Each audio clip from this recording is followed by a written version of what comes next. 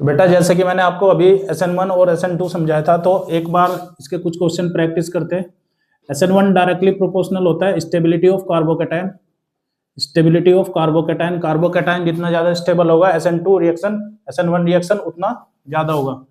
और SN2 inversely proportional होता है किसके? स्टेरिक हिंड्रेंस के इक्वल इनवर्सली प्रोपोर्शनल होता है।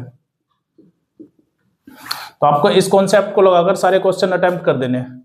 तो इन सब में सबसे पहले बात करते हैं SN2 किसमें जल्दी होगा। तो सेम क्वेश्चन सबसे पहले हम SN2 के हिसाब से देखते हैं।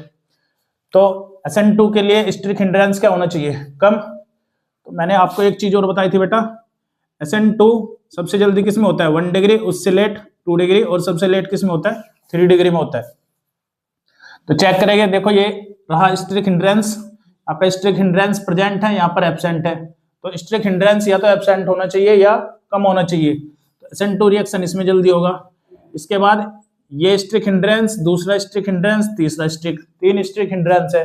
और इसके पास कितने स्टेरिक हिंड्रेंस है? 2 मिथाइल ग्रुप का स्टेरिक हिंड्रेंस है। तो जिसके अंदर कम स्टेरिक हिंड्रेंस होगा SN2 रिएक्शन उसके अंदर अच्छा होगा। तो ये हो जाएगा आंसर। इसके बाद ये चेक करो, ये Cl जिस कार्बन से जुड़ा है उससे कितने कार्बन जुड़े हैं? डायरेक्टली 2 कार्बन, तो ये हुआ 2 डिग्री। और ये Cl जिस कार्बन से जुड़ा है उससे डायरेक्टली कितने कार्बन जुड़े हैं? 3 कार्बन, तो ये हुआ 3 डिग्री। तो SN2 रिएक्शन किसमें जल्दी होगा? 2 डिग्री में।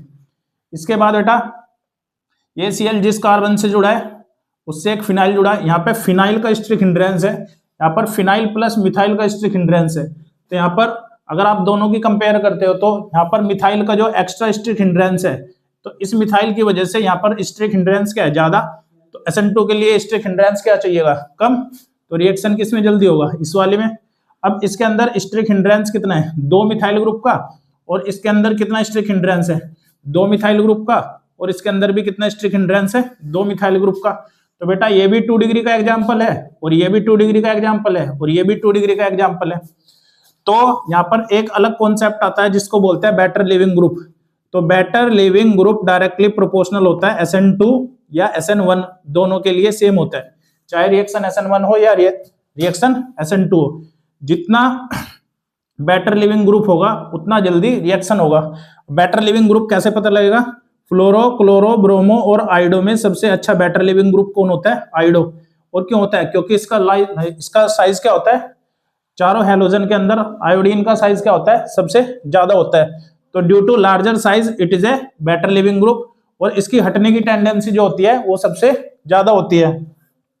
तो फ्लोरो, क्लोरो, ब्रोमो, आयोडो में सबसे जल्दी हटने की टेंडेंसी किसकी होती है? आयोडो की। उससे कम ब्रोमो की, उससे कम क्लोरो की, और उससे कम फ्लोरो की। तो बेटा आपको यहाँ पर आयोडो, यहाँ पर ब्रोमो और यहाँ पर क्लोरो दिखाई दे रहा।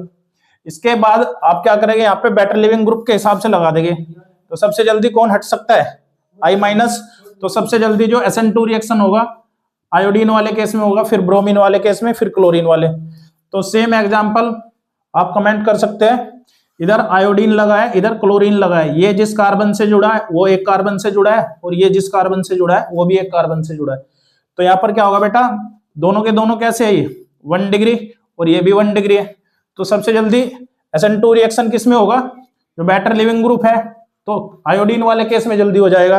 अब ये लास्ट क्वेश्चन बचा, आयोडीन जिस कार्बन से जुड़ा है वो 2 कार्बन से जुड़ा है 2 डिग्री, और आयोडीन जिस कार्बन से जुड़ा है वो एक कार्बन से जुड़ा है 1 डिग्री। तो SN2 रिएक्शन किस में जल्दी होती है? 1 डिग्री में।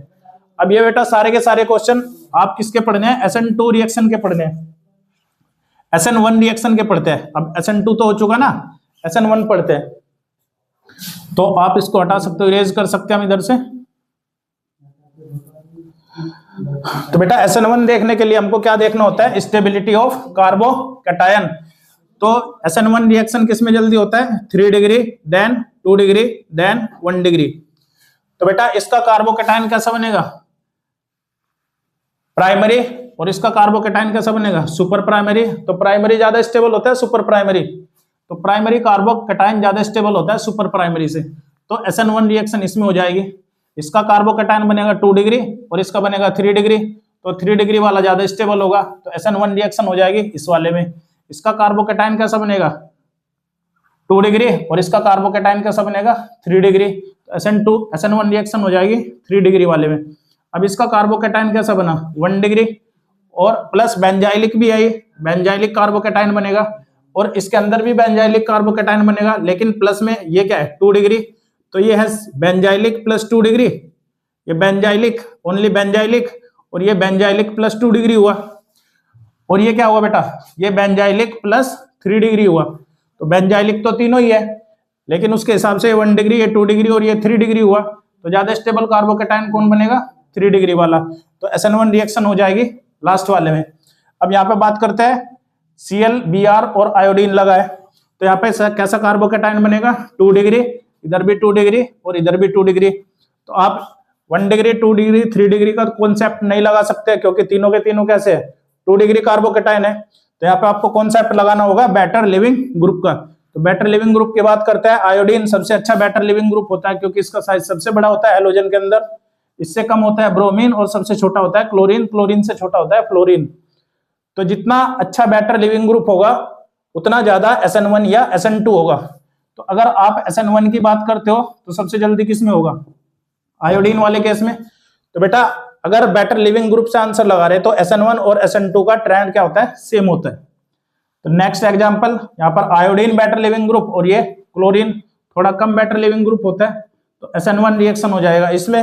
अब लास्ट आंसर, ये आयोडीन जिस कार्बन से जुड़ा है वो 2 से जुड़ा है तो 2 डिग्री, और ये आयोडीन जिस कार्बन से जुड़ा है वो 1 कार्बन से जुड़ा है, ये कैसा हुआ 1 डिग्री। तो कौन कार्बोकेटाइन ज्यादा स्टेबल होता है 2 डिग्री ज्यादा स्टेबल होता है 1 डिग्री से। तो फाइनल आंसर हो जाएगा आपका ये। तो थैंक यू वेरी मच।